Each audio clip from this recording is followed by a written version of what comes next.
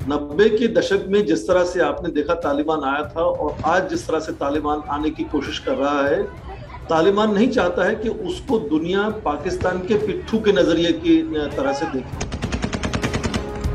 अफगानी सरकार को पेशकश की थी एक पेशावर से काबुल तक बड़ा एक्सप्रेस बनाकर देने की, जो उसी इकोनॉमिक कॉरिडोर का हिस्सा होगा।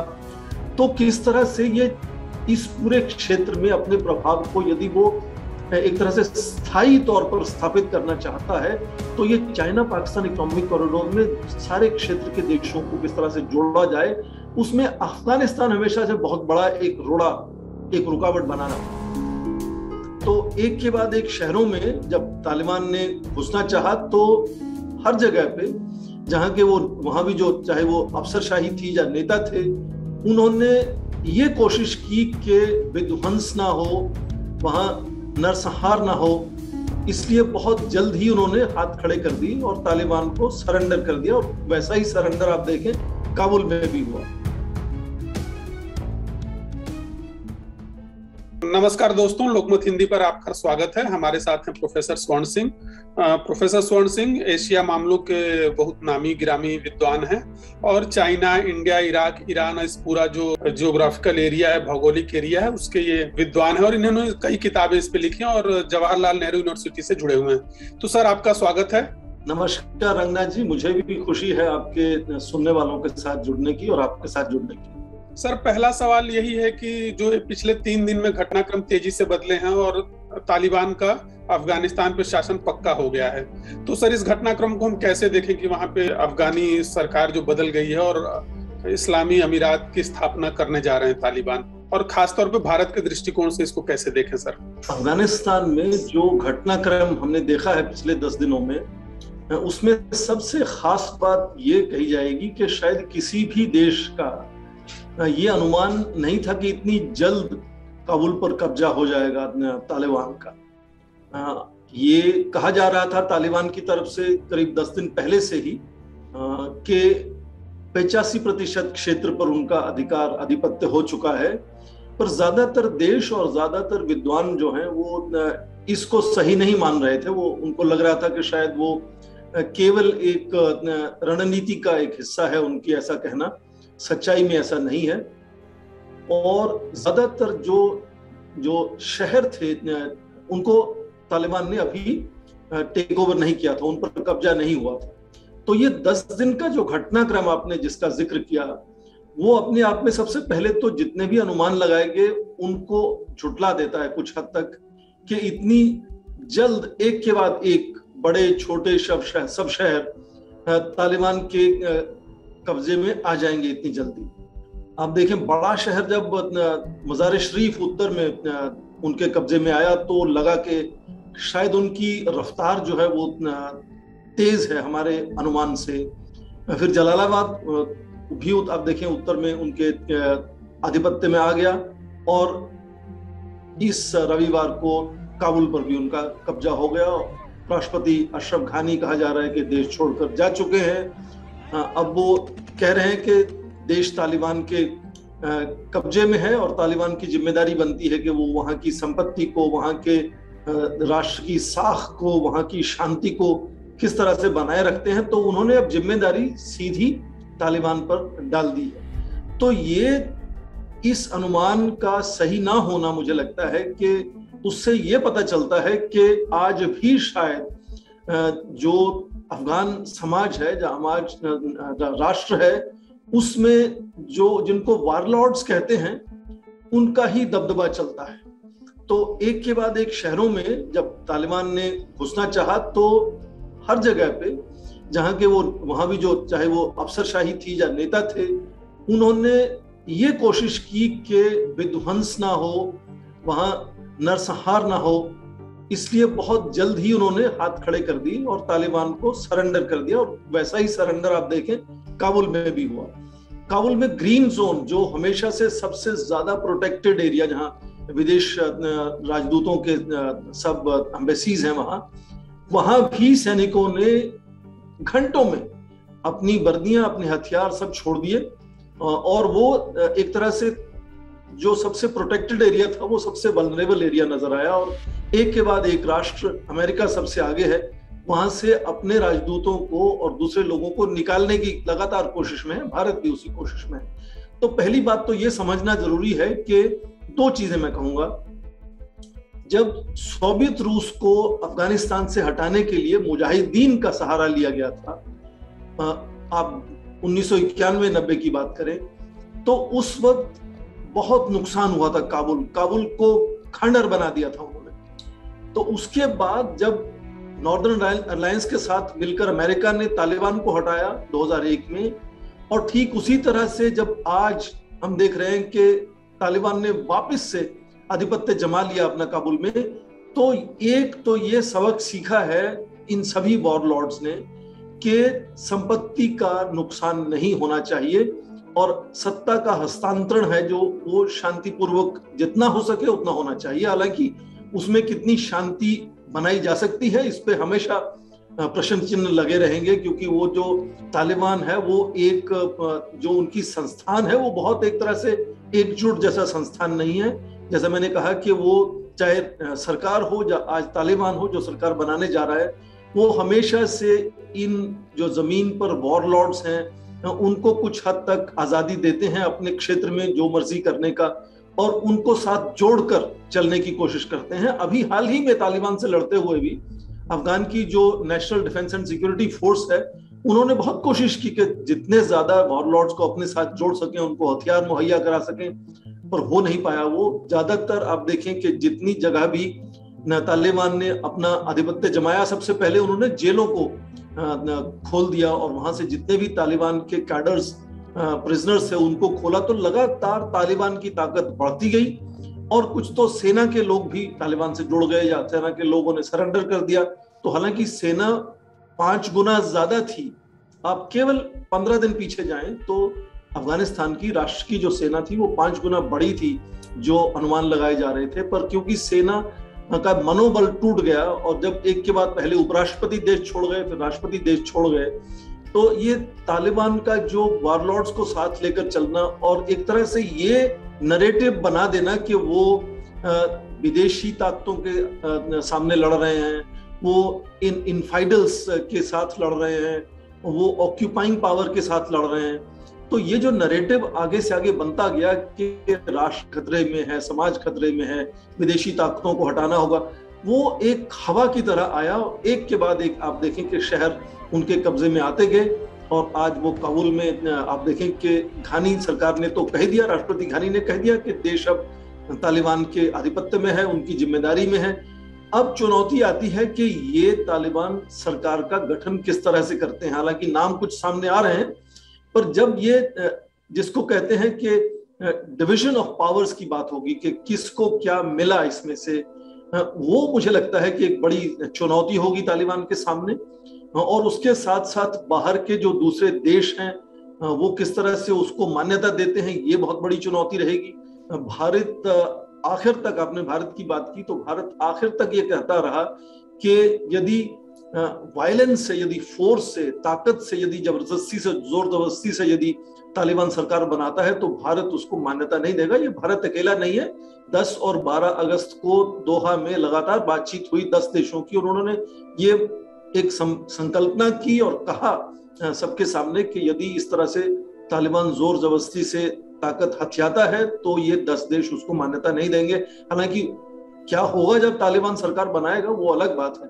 तो अभी भी एक तो ये कहना जरूरी है कि वहां आम लोगों की जिंदगी में ये जो आशंकाएं हैं, अनसर्टेनिटी है, अस्थिरता है, ये लगातार बनी रहेगी।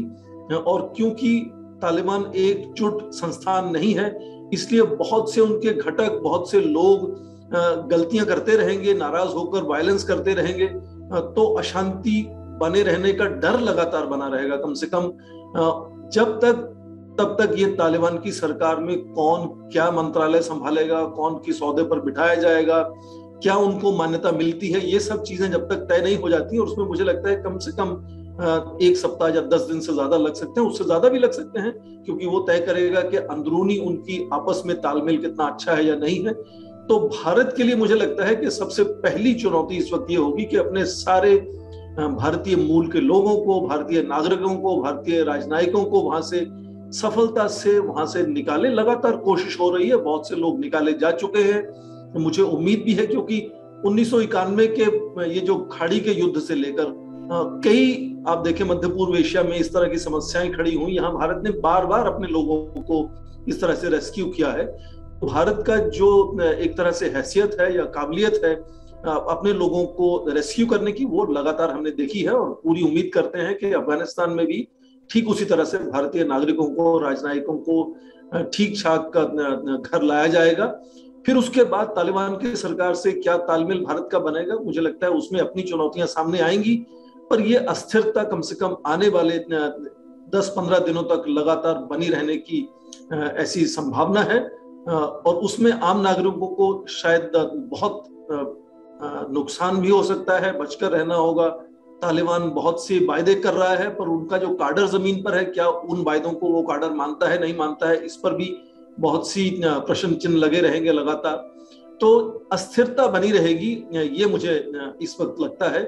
तो लगातार उस पर ध्यान रखना होगा, और भारत किस तरह से उसमें शांति स्थिरता बनाए जाने में योगदान क्या कर सकता है, उस पर मुझे लगता है मिनट प्रति मिनट हमें ध्यान रखना होगा कि अफगानिस्तान में क्या हो रहा है। सर, जो पिछले 3-4 दिन के घटनाक्रम है और जिस तरीके से जिन नेताओं का नाम सामने आया है, ईरान के जो पूर्व गृह मंत्री थे उनका नाम सामने आ रहा है कि वो लीड कर सकते हैं, और दूसरी चीज जो तालिबान के जो अभी मौजूदा लीडर हैं मुल्ला बिरादर, तो मुल्ला बिरादर सर 2010 में गिरफ्तार हुए थे और 2018 तक वो पाकिस्तानी जेल में रहे। और जो मीडिया में खबर है, जो पब्लिक नॉलेज यही है कि अमेरिका के कहने पे उनको रिहा किया गया। तो जो जिस तरह के कुछ घटनाक्रम पिछले 3-4 दिन में डेवलप हुए हैं, 4 दिन पहले तक लोग मान के चल रहे थे कि चूंकि पाकिस्तान में बहुत अच्छा बेस है तालिबान का, खैबर पख्तूनख्वा में उनके मुख्य मदरसे हैं या नेता हैं, वो सब वहां रहते रहे हैं, तो पाकिस्तानी एजेंसी जिसमें ज्यादा मदद कर रही है उनकी।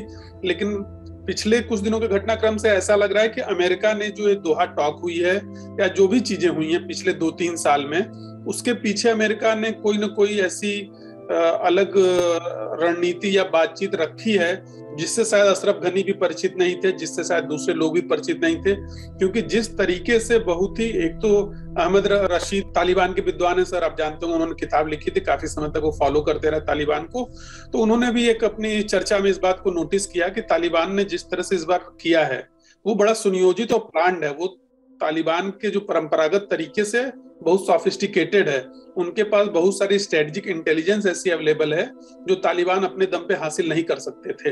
तो जैसे ग्रामीण इलाकों में पहले जो है उनकी सरकारी इमारतों पे कब्जा कर लेना, या जैसे जिनको वॉरलॉर्ड्स कहते हैं उनके संग क्या बातचीत हुई अंदर, कैसे बातचीत हुई है, लेकिन ये नए तरह की है कि उन्होंने एकदम समझौता कर लिया। या इवन राजधानी में जो हुआ, काबुल में जो हुआ, वो भी अनप्रेसिडेंटेड था, किसी को उम्मीद नहीं थी कि बिल्कुल बिना लड़े ही सरकार जो है सरेंडर करेगी। तो सर ये अमेरिका वाला पहलू जो है, और जो पिछले 3-4 दिन से मीडिया में, सोशल मीडिया में चल रहा है कि इसके पीछे अमेरिका है जिसने तालिबान से कोई गुप्त समझौता कर लिया है, और ये पूरा जो ऑर्केस्ट्राड है, ये पूरा जो तालिबान का कू था। बहुत अच्छा सवाल आपने उठाया है कि जो सरकार बनने वाली है उसमें बड़ी शक्तियों का किस तरह से प्रभाव रहेगा। आपने ठीक कहा कि पाकिस्तान ने लगातार उनको एक तरह से संरक्षण दिया है, हथियार दिए हैं, ट्रेनिंग दिए हैं, पैसा भी मुहैया कराया है, उनको मेडिकल एड भी दे रहा है। ऐसा घानी सरकार ने खुद कहा जाने से पहले कि करीब 7-8 हजार इस तरह के जो आतंकवादी हैं वो पाकिस्तान से घुस गए थे पिछले ही कुछ दिनों में, उनको छोड़ दिया गया था एक तरह से। तो पाकिस्तान का लगातार जुड़ा रहना तालिबान से हम सबको मालूम है। जो मालूम नहीं है वो ये कि कुछ तनातनी भी है तालिबान और पाकिस्तान सरकार में। वो इसलिए क्योंकि तालिबान ने बहुत कुछ सीखा है अपने 90 के दशक की गलतियों से। 90 के दशक में जिस तरह से आपने देखा तालिबान आया था, और आज जिस तरह से तालिबान आने की कोशिश कर रहा है, तालिबान नहीं चाहता है कि उसको दुनिया पाकिस्तान के पिट्ठू के नजरिए की तरह से देखे।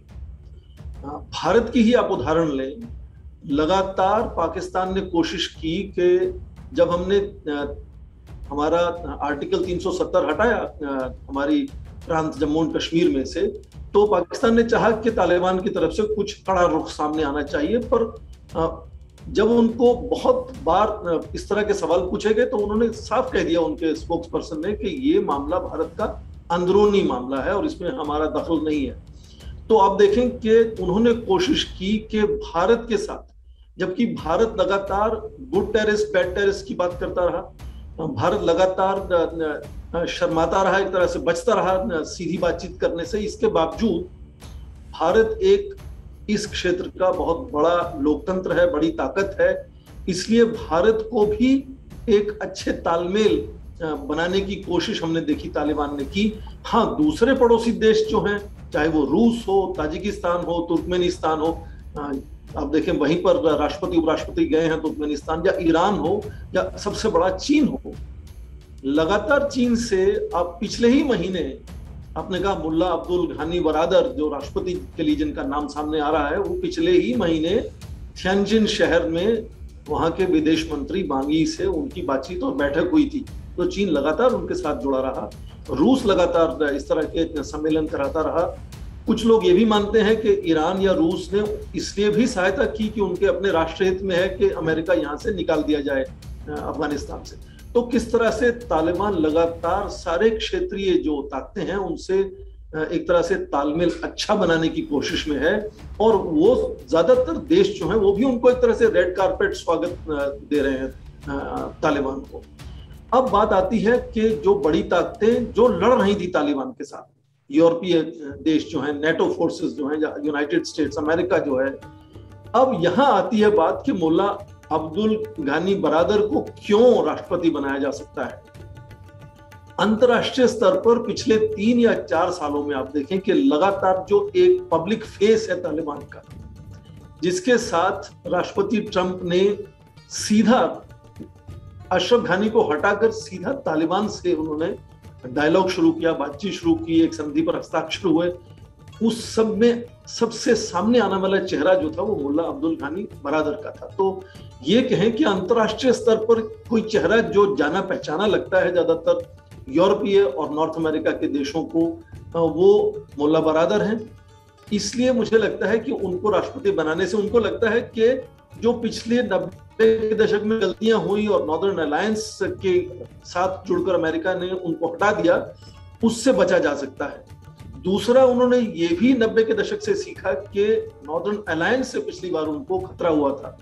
तो नॉर्थ में जो हजाराज हैं, ताजिक्स हैं, उज़्बेक्स हैं, सबसे आप देखें इस बार तालिबान ने उत्तर से ही अपना दबदबा बनाना शुरू किया। सबसे पहले बादख्शान प्रांत को जो चीन और ताजिकिस्तान से जुड़ता है, उसके बाद उन्होंने जो बॉर्डर पॉइंट्स हैं, चाहे वो ईरान के साथ हो, तुर्कमेनिस्तान हो, चीन हो, सब बॉर्डर पॉइंट्स को उन्होंने उस पर कब्जा किया।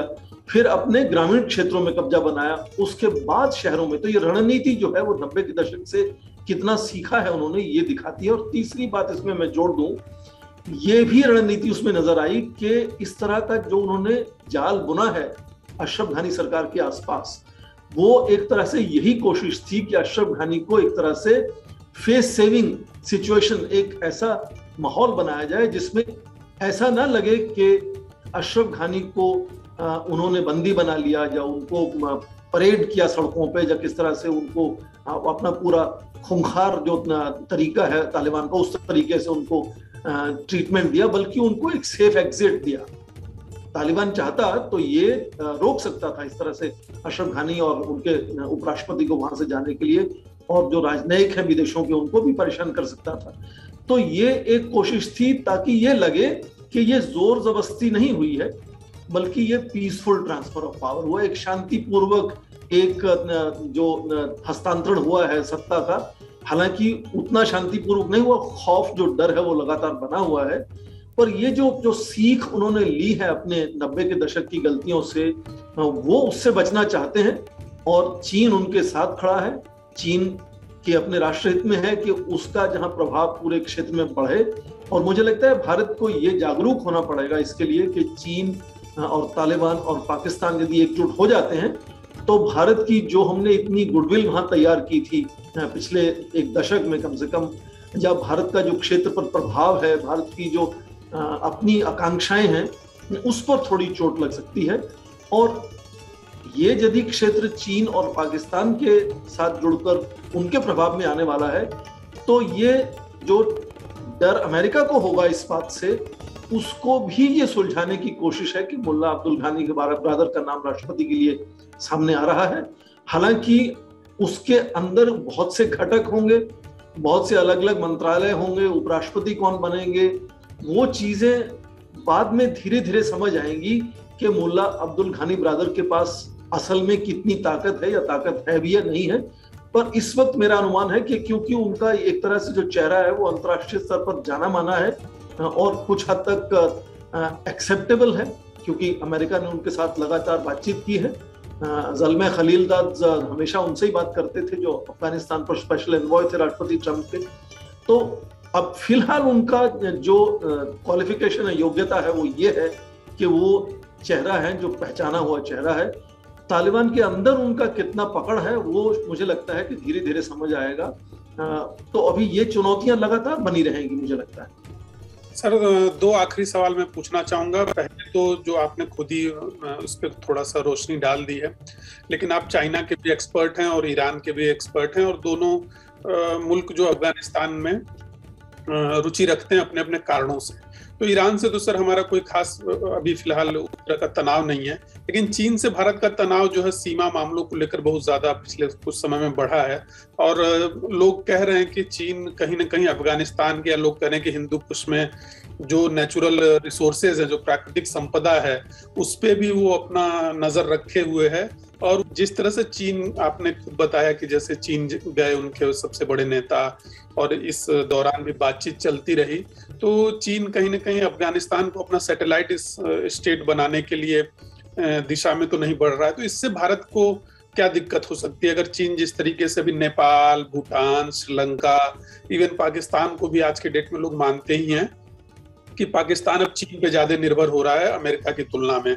तो सर, एक भारत के चारों तरफ जो देश हैं उसमें चीन का एक प्रभाव बढ़ता जाएगा, और अफगानिस्तान चूंकि एक बहुत ही रणनीतिक रूप से ऐसी जगह मौजूद है जिससे भारत के व्यापार प्रभावित हो सकते हैं और अन्य चीजें भी। सर, इस पे थोड़ा सा और रोशनी डालिए।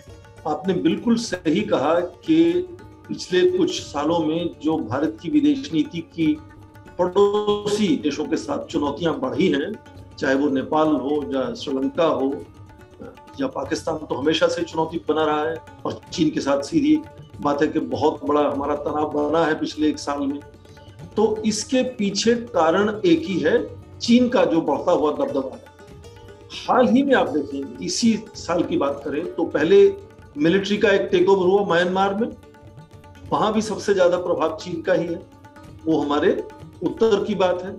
और ये पश्चिम में अफगानिस्तान में आप देखें, वहां भी सीधा नजर आता है कि चीन का ही प्रभाव वहां सबसे ज्यादा बनने वाला है, क्योंकि रूस ने पहले से ही वहां कह दिया है कि वो सीधा उन्होंने लावरोव जब भारत के विदेश मंत्री गए थे मॉस्को, तो उनके साथ खड़े हुए एक प्रेस वार्ता में कहा था कि वो कोई मेजर्स नहीं लेने वाले हैं, मतलब वो डायरेक्ट इंटरवेंशन वगैरह नहीं करेंगे, उसका ये मतलब लगाया गया। चीन सबसे ज्यादा जुड़ा हुआ है, और इस वक्त जो अमेरिका की साख है वो बहुत कम है अफगानिस्तान से। तो चीन पाकिस्तान के साथ जुड़कर मुझे लगता है लगातार अपना प्रभाव बनाएगा आने वाले समय में अफगानिस्तान में। भारत के लिए ऐसी बात नहीं कि कोई रक्षा सुरक्षा का विषय है, ये कुछ परेशानी होने वाली है, क्योंकि मैंने ये खुद कहा आपको कि तालिबान की ये कोशिश है कि कम से कम ऐसा ना लगे दुनिया को, भारत को ऐसा ना लगे कि वो कश्मीर में किसी तरह का वायलेंस को बढ़ाने की शुरुआत करेगा अपनी सरकार बनाने के बाद। हालांकि दो वजह से ये अभी भी खतरा हो सकता है। पहले तो ये कि तालिबान का सत्ता में आना अपने आप में, इस तरह के जो दूसरे आउटफिट्स हैं पूरे क्षेत्र में, उनको एक तरह से मॉरल बूस्ट मिलेगा कि हम भी कुछ आगे बढ़कर कर सकते हैं। और दूसरा ये कि क्योंकि वो एक संस्था, जब संगठन जो है तालिबान का, वो बहुत जुड़ा हुआ नहीं है, उसमें बहुत से घटक हैं, लोग हैं जो अपनी मनमर्जी फिर भी करेंगे। तो तालिबान क्या कहता है और जमीन पर उनके लोग जो काडर है वो क्या करते हैं, वो दो अलग चीजें हो सकती हैं। इसलिए भारत को चुनौती हो सकती है इससे। और चीन का उसमें दिलचस्पी क्यों है, चार चीजें मैं इसमें एक के बाद एक जल्दी जल्दी जोड़ दूं। सबसे पहले तो चीन अपने पड़ोस में नहीं चाहता कि अमेरिका का सीधा इस तरह से दखलंदाजी हो, जो उसको परेशानी का विषय था इतने समय से, 20 साल से, कि यहाँ अमेरिका की एक तरह से प्रेजेंस है, इन्फ्लुएंस है, प्रभाव है। तो उसको ये लगातार कोशिश करनी ही थी कि किस तरह से अमेरिका को वहां से हटाया जाए, और उसने हटा दिया, और कोशिश अभी करेगा कि तालिबान का तालमेल अमेरिका के साथ अच्छा ना रहे।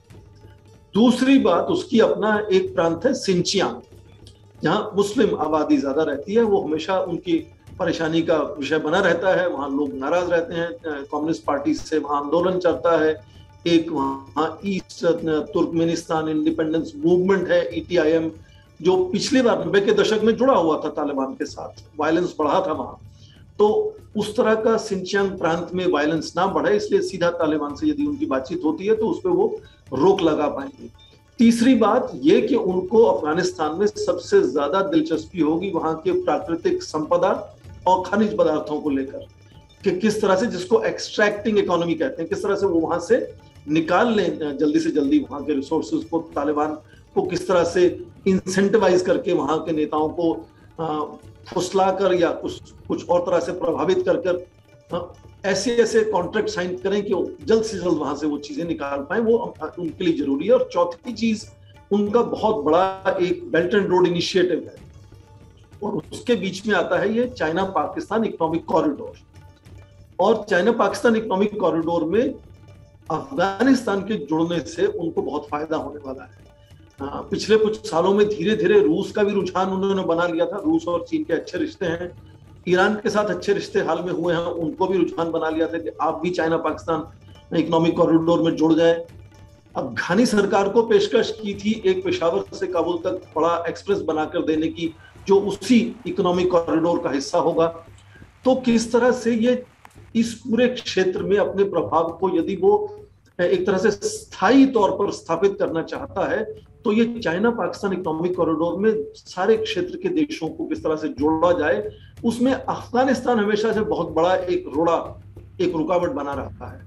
तो यदि अब तालिबान को किसी तरह से वो चाइना पाकिस्तान इकोनॉमिक कॉरिडोर में जोड़ लेता है, और तालिबान भी चाहेगा कि कुछ दिखाने के लिए उनको हो कि हमने ये विकास किया है, इस तरह का ढांचों में परिवर्तन किया है, कुछ नई इमारतें, सड़कें, हॉस्पिटल बनाए हैं, तो चीन उनको एक तरफा सहायता देकर वो कोशिश करेगा कि इस तरह का वो उनको अपने साथ जोड़ ले। तो चीन की कोशिश होगी कि इस बड़े क्षेत्र में, जिसको वो यूरेशिया भी कहते हैं, बहुत बड़े क्षेत्र में किस तरह से ये जो रोड़ा है, जो रुकावट है, उसको हटाकर उसको अपना साथी, सहायक बना ले और बड़ा प्रभाव खड़ा करे कि पूरा इंफ्रास्ट्रक्चर, डिप्लोमेसी की हम बात करते हैं आज, कि वो इंफ्रास्ट्रक्चर के जरिए अपने पूरा प्रभाव बढ़ाना चाहता है क्षेत्र में। तो उसमें मुझे लगता है अफगानिस्तान जो रुकावट है, एक तरह सा रोड ब्लॉक था, वो हटने की उम्मीद है। तो भारत के प्रभाव को क्षेत्र में, जो हमारी अच्छी दोस्ती है, तालमेल है बहुत से देशों के साथ, जो हमारी साख है पूरे क्षेत्र में, उस पर मुझे लगता है कि इसका सीधा असर हो सकता है। वो हमें सोचना होगा कि हमारी रणनीति क्या होनी चाहिए इसमें, कि हम किस तरह से जुड़ें या तालमेल बनाएं तालिबान के साथ, क्योंकि अब तालिबान के चाहने वाले बहुत हैं, उनके मित्र देश, वो खुद खुलेआम चीन को मित्र देश कहता है, तो बहुत से मित्र हैं। उसमें भारत का आकर्षण क्या होगा, क्या आकर्षण हो सकता है भारत का कि तालिबान हमसे जुड़ना चाहे और हमसे तालमेल बनाना चाहे। केवल इतना ही नहीं कि वो चाहता है कि उसकी अंतर्राष्ट्रीय छवि अच्छी बनी रहे, पर भारत के राष्ट्रहित में भी कुछ उसका फायदा हो, उसको लेकर भारत की नीति पर बहुत ध्यान देना होगा। सर, ये आखिरी सवाल जो है हमारा, और पाकिस्तान के संदर्भ में है। कुछ दिन पहले इमरान खान से जब मीडिया ने पूछा तालिबान के बारे में, तो हालांकि हर नेता अच्छी अच्छी बातें करता है और उसका असली इरादा क्या है जानना मुश्किल होता है, लेकिन फिर भी इमरान खान ने ये कहा कि तालिबान जो है, अगर तालिबान सत्ता में आता है तो पाकिस्तान के लिए भी ये चिंता की बात होगी, क्योंकि तालिबान का जो पूरा संगठन है वो पश्तून ज्यादा है उसमें, और पाकिस्तान में अफगानिस्तान से ज्यादा पश्तून है। खासतौर पे दो इलाके जो बलूचिस्तान है और खैबर पख्तूनख्वा है, वो अफगानिस्तान से लगे हुए हैं। सर, ऐतिहासिक रूप से भी जो अफगान राष्ट्रवाद है वो कहीं ना कहीं इस इलाके से अपनी एक दिखाता है कि ये इलाका मूलतः जो है अफगानियों का इलाका होना चाहिए या अफगान का होना चाहिए। तो सर पाकिस्तान अभी तालिबान सर कमजोर है, मान लीजिए अभी सत्ता में आ रहा है, सत्ता में आने के बाद क्या वो अपने इन मंसूबों को अंजाम देने की कोशिश करेगा, या पाकिस्तान को इस तरह का खतरा हो सकता है कि जो उसका अफगान बॉर्डर है उस पे, इसमें बहुत सारे आरोप पहले भी लगते रहे सर कि भारत इस तरह की तंजीमों को मदद करता है, तो सर पाकिस्तान को क्या दिक्कत हो सकती है? उन्होंने कंट्रोल कर लिया, बैलेंस कर लिया है, या उनके ऊपर वो आशंका बनी रहेगी कि अफगान राष्ट्रवाद जो है उनकी सीमा में भी घुसेगा? तहरीके तालिबान पाकिस्तान जो है सर वो तो जाहिर तौर पे उनका अफगान तालिबान का बहुत ही घनिष्ठ संगठन है, तो सर पाकिस्तान के नजरिए से एक बार आप रोशनी डालें इसमें। इसके लिए हमें थोड़ा सा पाकिस्तान और अफगानिस्तान जो क्षेत्र है, और खासकर अफगानिस्तान क्षेत्र जो है, उसके इतिहास में और उसके समाज की क्या प्रकृति है उसमें थोड़ा सा ध्यान देना होगा। हम कभी कभी सोचते हैं कि तालिबान और अफगान समाज शायद अलग अलग है। तालिबान एक आक्रोश, एक आक्रामक उसका रवैया है, पर ऐसा नहीं है कि बाकी समाज जो है अफगानिस्तान का वो बहुत ही शांति प्रिय है। आप पीछे जाएं भारत के स्वतंत्रता संग्राम में, तो एक फ्रंटियर गांधी का नाम आपको याद होगा जी, अब्दुल गफ्फार खान का याद होगा आपको नाम। उनका सबसे बड़ा योगदान यही था कि जो पश्तून समाज जिसको बहुत ही आक्रामक माना जाता था, उनको गांधी के रास्ते पर उन्होंने चला दिया। तो समाज जो है आज भी अफगानिस्तान का वॉरलॉर्ड्स में बटा हुआ है। हाँ, तालिबान सबसे आक्रामक रूप उसमें दिखलाता है हमें, और उसकी जो चिंता है वो पाकिस्तान को जाहिर है कि होनी चाहिए। इसमें यदि वो एक नया ढांचा बनाता है, एक नया रवैया, एक नया तरीके से वो अपनी सरकार को वहां चलाएगा, तो सीधा असर उसका पाकिस्तान पर जरूर है पड़ेगा। हालांकि पाकिस्तान में उनकी कंस्टिट्यूएंसीज भी हैं, पाकिस्तान ने उनको सपोर्ट किया है, वो उनकी अपनी मजबूरी थी, क्योंकि पाकिस्तान जो भी उसको करना पड़े वो चाहता था कि अफगानिस्तान में उनका दबदबा हो, ना कि भारत का दबदबा हो। भारत का दबदबा या प्रभाव होने से उनको बहुत चिंता होती है, उनकी राष्ट्र सुरक्षा खतरे में आती है, ऐसा पाकिस्तान को लगता है। इसलिए जो भी करना पड़े, चाहे उनको आतंकवाद को ही बढ़ावा देना पड़े, उन्होंने किया वो, और उसका खामियाजा भी तो भुगतना पड़ेगा। और बड़ी अच्छी बात आपने कही कि जो जैसे हमारे दो पंजाब हैं, पाकिस्तान में पंजाब है, एक भारत में पंजाब है, तो जब अंग्रेजों ने जो साम्राज्यवाद ताकतें थी वो यहाँ आई, तो उनके व्यापारिक उनके हित थे उसमें ध्यान में, उनको कोई राष्ट्र निर्माण की चिंता नहीं थी। इसलिए जैसे हमारे यहाँ पंजाब को काट दिया, वैसे एक ड्यूरेंट लाइन जब खींची गई तो पश्तूनों को उन्होंने काट दिया बीच में से पाकिस्तान में, और पश्तून वही अफगानिस्तान में हो गए, और काबुल के एरिया में साउथ में पश्तूनों का पूरा समाज है। और ये एक और बात मैं जोड़ दूं, तालिबान ने जो सीखी है 90 के दशक में, पश्तून डोमिनेटेड तालिबान था, और कुछ हद तक जब उनकी सरकार बनी 1996 से 2001 तक, तो जो उत्तर और पूर्व में लोग थे, हजारास या उज़्बेक्स या ताजिक्स, उनको लगा कि हम इनकी सत्ता का शायद उतना फायदा नहीं उठा पा रहे हैं, हम उनकी सत्ता का हिस्सा नहीं है। यही सीख आज तालिबान ने सीखी है कि यहां तक हो सके उन दूसरे घटकों को, दूसरे एथनिक जो लोग हैं, उनको साथ लिया जाए। और आज उसकी कोशिश है कि हजारास को, ताजिक्स को, उज़्बेक्स को भी अपने साथ लिया जाए।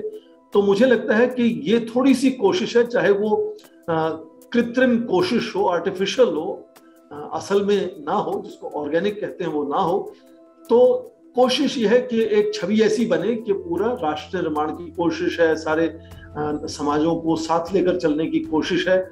तो शायद जैसे अभी तालिबान ने कहा कि भारत के कश्मीर में वो दखलंदाजी नहीं करेगा, ये अंदरूनी मामला है, वैसे ही शायद तालिबान ये समझेगा कि वो पाकिस्तान के अंदर बलूचिस्तान वगैरह में या दूसरे जो उनके फ्रंटियर एरियाज हैं, वहां किसी तरह का पाकिस्तान को परेशानी ना खड़ी करे। उनको पहले सत्ता में आना है, सत्ता में बने रहना है, एक तरह से अपनी छवि अच्छी बनानी है।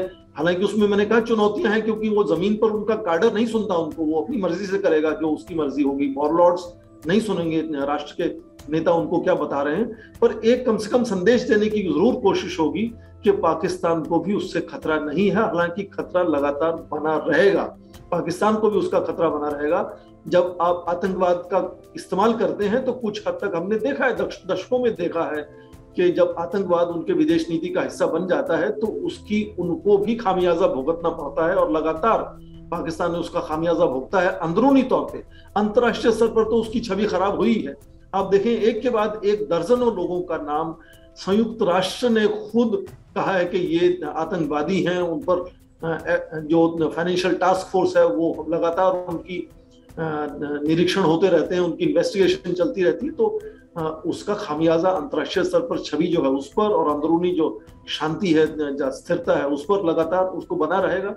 तो यदि तालिबान सरकार पड़ोस में बनती है तो हाँ, उनको एक संतुष्टि होगी कि शायद भारत का जो बहुत अच्छा तालमेल था वहां की सरकारों से, अशरफ घानी की सरकार से, वो शायद उसमें थोड़ी कमी हो जाएगी। जब वो खत्म नहीं हो सकता है, पर उसका जो संकट है, जो वायलेंस है, जो एक पूरा तौर तरीका है जो उनका वहां सत्ता चलाने का, उसका कुछ ना कुछ लगातार उसकी चिंता पाकिस्तान को बनी रहेगी। और वहां के प्रधानमंत्री तो खैबर पख्तूनख्वा के पहले नेता थे, वहां उनका बेस है, तो उनके अपने लोगों को, अपनी पार्टी को वहां उसकी चिंता करनी होगी। तो आप जब आग के साथ खेलते हैं तो उसका कुछ तो आपको भी सेक लग ही जाता है, कितना भी आप बचाव करें।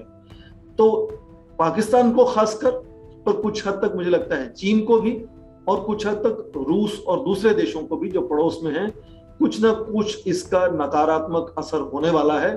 कितना वो बच पाएंगे उससे, उनकी अपनी जो कॉस्ट बेनिफिट एनालिसिस है, कितना फायदा कितना नुकसान इसमें होने वाला है, वो उन पर तय करता है।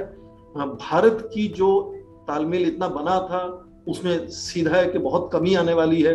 किस तरह से भारत उसको संभालेगा, किस तरह से उसको वापस जोड़ेगा तालिबान सरकार के साथ, ये चुनौतियां हैं। पर भारत ने लगातार ऐसी चुनौतियों को पहले भी सुलझाया है।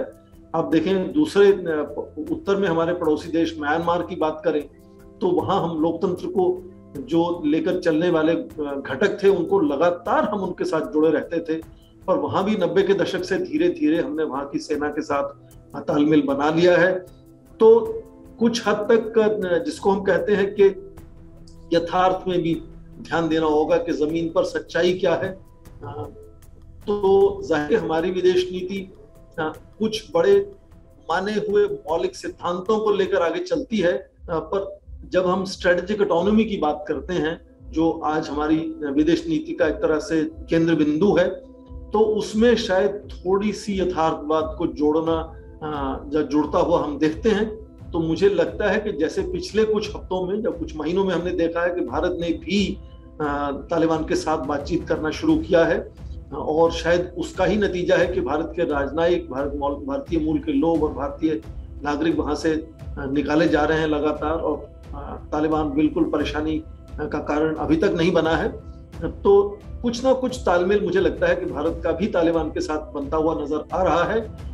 उसमें हमारी कितनी कीमत होगी, उसका हमें कितना फायदा होगा, वो शायद बहुत देर के बाद सामने आएगा, पता लगेगा। मुझे पूरी उम्मीद है, मुझे भरोसा है कि हमारे विदेश मंत्रालय में लोग लगातार इस पर नजर रखे हुए हैं, लगातार बातचीत हो रही होगी आपस में कि किस तरह से जो स्थिति जमीन पर हो वो लगातार बदलती हुई नजर आती है, और किस तरह से उससे हमें सुलझना होगा।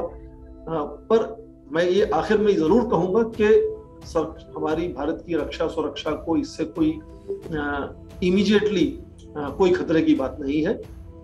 हम बड़े क्षेत्र में भारत के प्रभाव पर इसका असर होने वाला है, उससे कैसे बचेंगे उसकी हमें अपनी रणनीति तैयार करनी होगी। सर, आपका बहुत बहुत धन्यवाद लोकमत को समय देने के लिए, और इतने जटिल मुद्दों की जो परतें हैं उनको थोड़ा सा खोलने के लिए, ताकि हमारे दर्शक इसको समझ सकें। सर, हम फिर आपसे जुड़े रहना चाहेंगे, फिर कभी किसी ऐसे ही मुद्दों पे। आज के लिए धन्यवाद सर। धन्यवाद, मुझे भी लोकमत से जुड़ने का ये अवसर मिला तो अच्छा लगा। आपके सुनने वालों को भी उम्मीद करते हैं कि हमारी बातचीत अच्छी लगेगी। धन्यवाद।